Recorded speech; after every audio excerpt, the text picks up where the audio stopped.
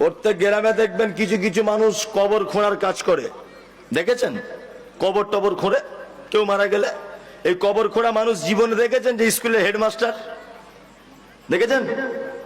গ্রামের সব থেকে ধনী লোক, পাড়ায় সবার মায়ের খালার ফুপুর কবর খুঁড়ে খুঁড়ে বেড়ায়, এই গ্রামের সব থেকে ধনী লোক দেখেছেন?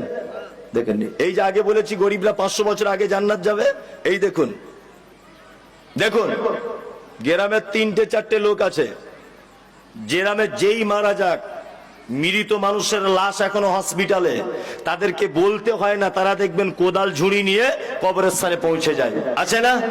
আছে।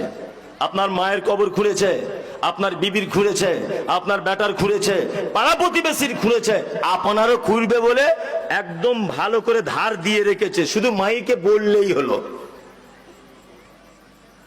এবার আপনাকে বলছি, আপনার বেটির বিয়ে লেগেছে, সর্বপ্রথম গ্রামে দাওয়াত পায় কে?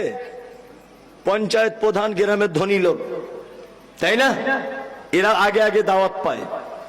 আপনার বেটির বিয়েতে কোনোদিন ওই লোকটার কথা মনে পড়ে যে লোকটা আপনার স্ত্রীর কবর খুঁড়েছিল, আপনার বাপের কবর খুঁড়েছিল, আপনার বেটির কবর খুঁড়েছিল? ওই লোকটার কথা মনে পড়ে? পড়ে? পড়ে না। গ্রামের মোড়ল অসুখে পড়ে আছে, শুধু মদনা বাজারে যাচ্ছে, আপেল আঙ্গুর বেদানা কিনে এনে ওদের বাড়িতে দিচ্ছে, খাও। তুমি জন